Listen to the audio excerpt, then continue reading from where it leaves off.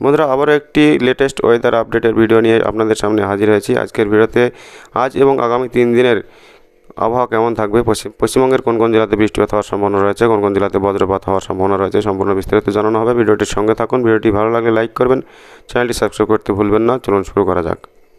তো প্রথমে একটু বলে নিই যে বর্ষা প্রবেশ করলেও বৃষ্টির দেখা নেই দক্ষিণবঙ্গে। রোজ মেঘলা আকাশ হচ্ছে, আর তার জেরে ভ্যাপসা গরম দিন দিন বাড়ছে। জুনের শেষে এসেও ভারী বৃষ্টির দেখা নেই দক্ষিণবঙ্গে। পাশাপাশি দক্ষিণবঙ্গের অধিকাংশ জেলার জন্যই আপাতত বৃষ্টির আশা দেখাতে পারেনি আলিপুর আবহাওয়া দপ্তরও।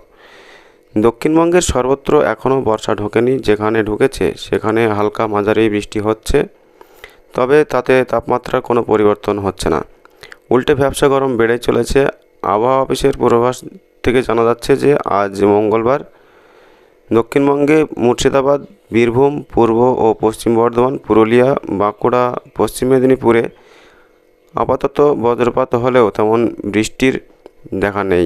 পাশাপাশি আজ বৃষ্টি হবে না কলকাতা, উত্তর দক্ষিণ 24 পরগনা, হাওড়া, হুগলি, ঝাড়গ্রাম, পূর্ব মেদিনীপুরে।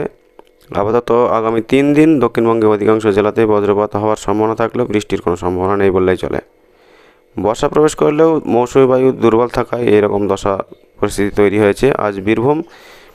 আজকে বীরভূম, পশ্চিম বর্ধমান, পুরুলিয়া ও বাঁকুড়া এইসব জায়গায় ঘন্টায় 30 থেকে 40 কিলোমিটার বেগে ঝোড়ো হাওয়া বইতে পারে দেখা যাচ্ছে।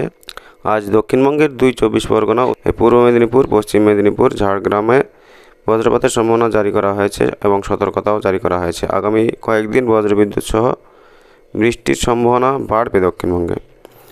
তো চলুন জেনে নেওয়া যাক এবার উত্তরবঙ্গের কী পরিস্থিতি। উত্তরবঙ্গে জলপাইগুড়ি, কোচবিহার, আলিপুরদুয়ার ও দার্জিলিং জেলার 2-1 জায়গায় ভারী থেকে অতি ভারী বৃষ্টির সম্ভাবনা রয়েছে। কমলা সতর্কতাও জারি করা হয়েছে। ওদিকে কালিম্পং, উত্তর ও দক্ষিণ দিনাজপুরে 2-1 জায়গায় ভারী বৃষ্টি থেকে অতি ভারী বৃষ্টির সম্ভাবনা রয়েছে। হলুদ সতর্কতাও জারি করা হয়েছে।